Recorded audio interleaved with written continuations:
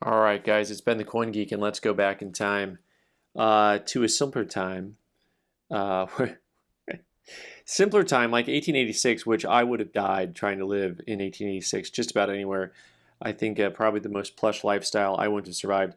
But what I want to share with you today is this series of 1866 banknotes. These ones are the silver certificates. This certifies that there's been deposited in the Treasury of the United States $1 silver. So it was actually a 1-to-1 ratio. There was a silver dollar. One of my favorite things about this note, of course, is the Martha Washington portrait. Super popular. Of course, this note is nicknamed the Martha or the Martha Washington.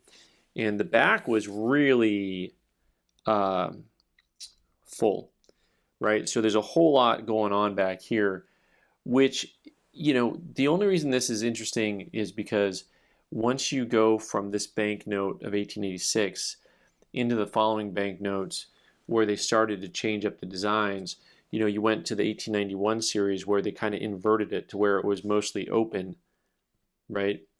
And then after that, you went into an 1896 series which had major designs on them, right?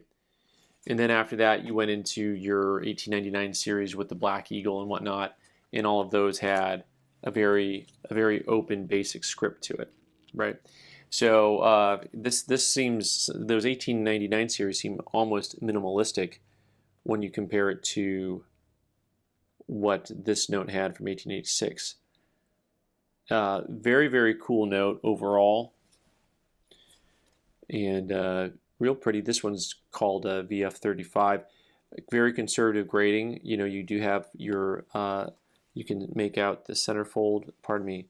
You can see the fold line here. This is the type of thing I might as well show you while I'm here so we can see some grading pointers.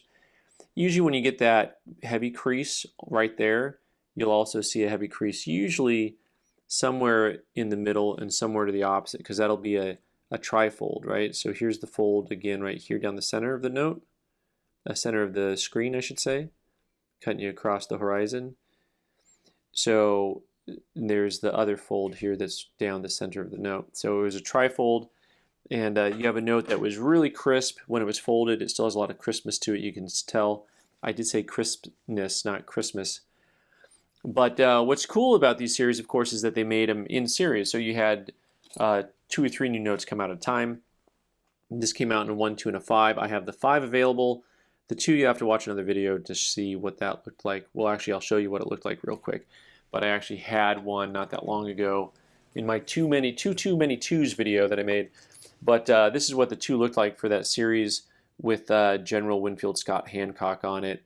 Really cool looking, and also, of course, the back was full of design element, right? So now I'm about to drop my book on my toe. That's the Paper Money book by Arthur and Ira Friedberg.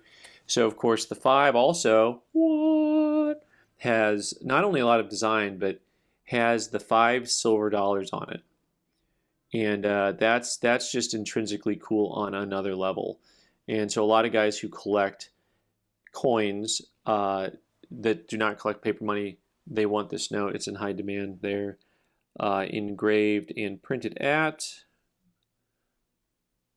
Bureau of Engraving and Printing.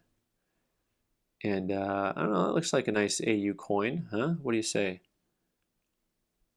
There's Philly mints. Pretty good. I think you're looking at my next tattoo right there. But the series is really handsomely done, of course. And the 1, the 2, and the 5 all had some similar design elements to it. Just the open areas on the front, the border, then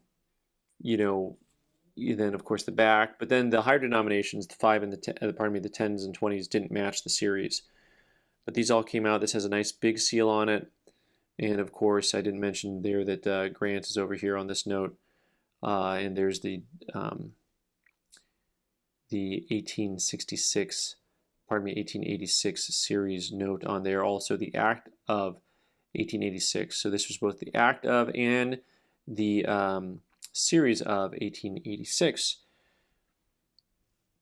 Certifies that there have been deposited in the Treasury 5 silver dollars. You know, it was a big deal. I mean, $5 in 1886 probably could have got you an acre, a quarter acre of land here in Tucson back then, something like that. But anyway, amongst the most popular series, a lot of people only buy the 1 and the 5 because they like Martha, and you know, they like the $5 coins on the back. But if you want the full series, you got to get the 2 in there also. So it looks like we're gonna have to work on that one. All right, guys, thanks so much for watching. I'm Ben the Coin Geek. You can subscribe by clicking on the owl button in the corner and watch more videos on the right side of the screen. Thanks.